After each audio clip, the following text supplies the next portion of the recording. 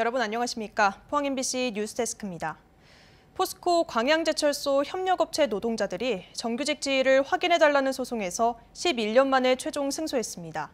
철강업계 근로자 지위 확인 소송의 첫 대법 판결인 만큼 다른 유사한 소송에도 영향을 미칠 거란 분석입니다. 강서영 기자입니다.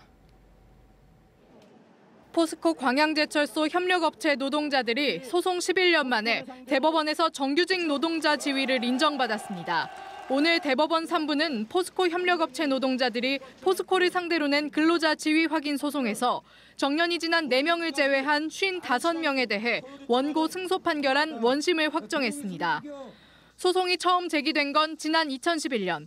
광양제철소 아변 공정에서 제품을 운반하는 크레인 노동자 15명이 사실상 포스코로부터 직접적인 업무 지시를 받고 있다며 정규직 지위 인정 소송을 제기했습니다. 2013년 1심은 포스코의 손에 들어줬습니다. 하지만 2016년 2심은 협력업체 노동자들의 작업이 원청인 포스코의 작업 표준서에서 비롯한다는 점과 원고의 작업이 제철 공정의 필수 업무라는 점 등을 들어 협력업체 노동자들의 손을 들어줬습니다. 그로부터 6년 후인 오늘 대법원은 2심 판결에 문제가 없다고 보고 판결을 확정한 겁니다. 기나긴 소송 끝에 현장에서 승소 소식을 들은 협력업체 노동자들은 기쁨을 감추지 못했습니다. 금속노조 포스코 사내하청지회는 기자회견을 열고 이번 판결에 따라 포스코가 협력업체 노동자를 정규직으로 전환해야 한다고 주장했습니다.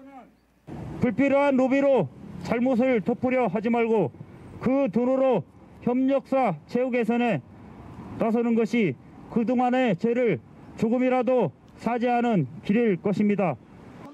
이번에 승소한 55명 외에 추가적으로 포스코의 근로자 지위 확인 소송을 제기한 협력업체 직원만 740여 명.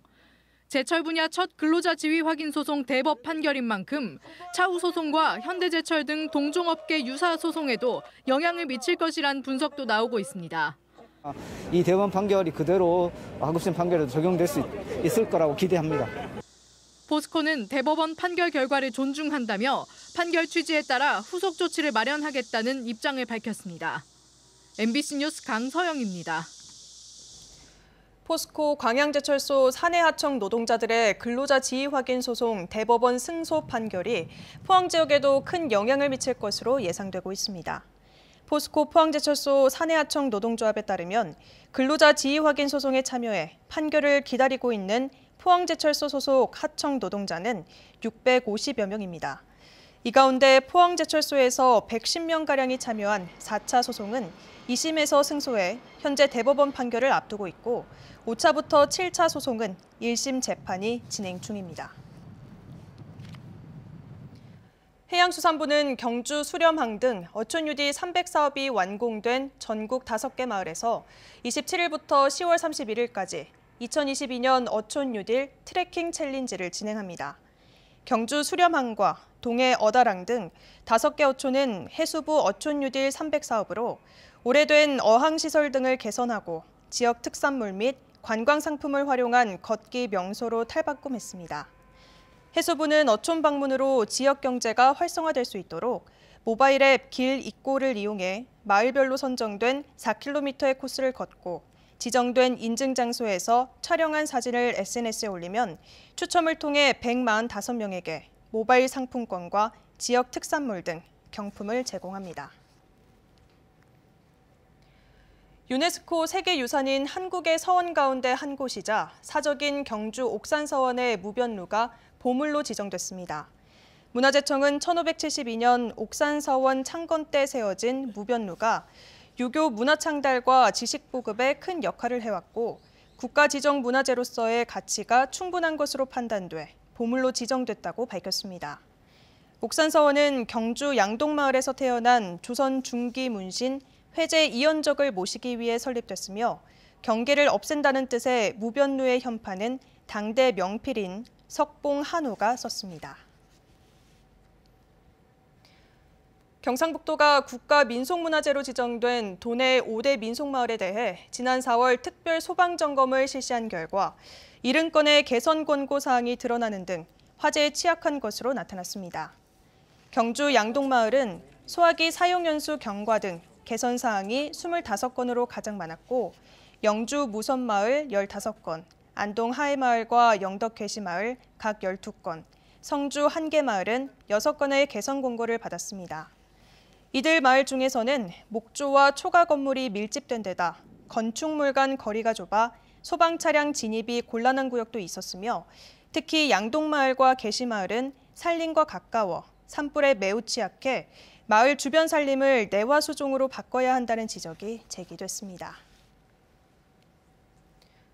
포항에서 수년 동안 길고양이를 연쇄적으로 학대하고 살해한 혐의를 받는 30대 남성이 재판에 넘겨졌습니다.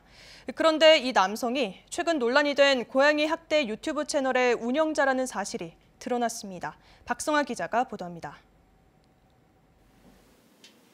고양이 학대 동영상 10여 개를 올린 유튜브 채널입니다.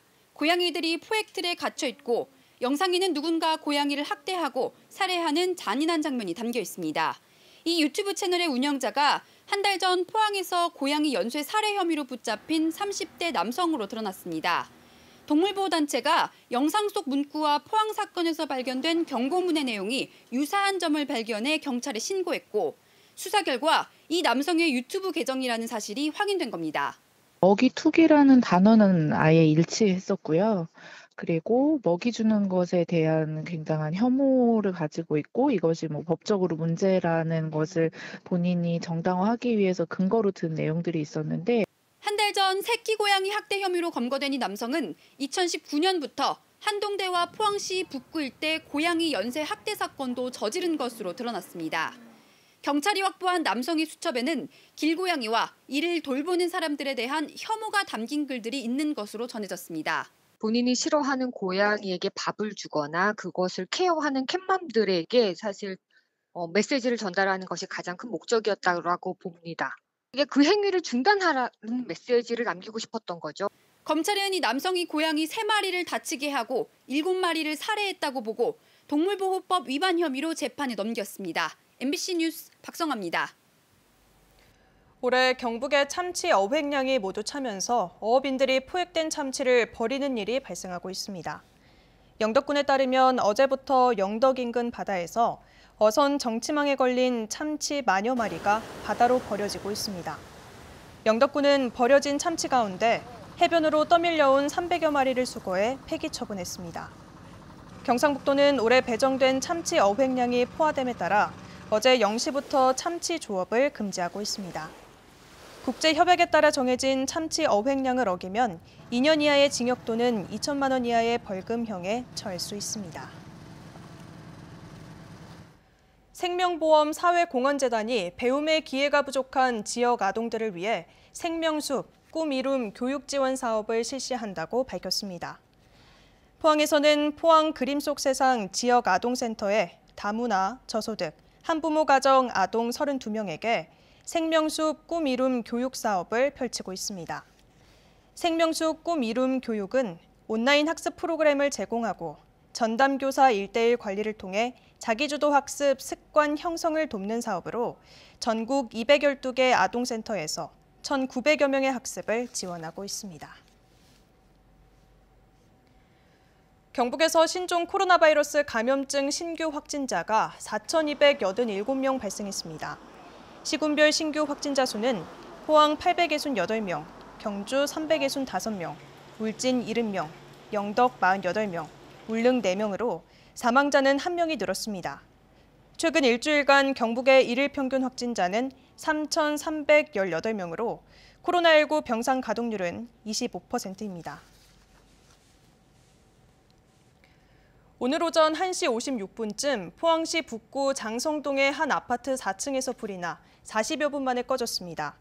이 불로 집안에 있던 60대 여성 등 2명이 연기를 마셔 병원으로 옮겨졌고 주민 30여 명이 급히 대피했습니다.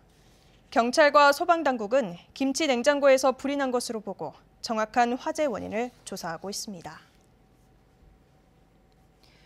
어제 저녁 8시 10분쯤 경주시 안강읍의 한 주택에 있는 외부 간이 승강기에서 70대 여성이 심정지 상태로 발견됐습니다. 남편의 신고를 받고 출동한 119 구조대가 여성을 구조해 병원으로 옮겼지만 숨졌습니다.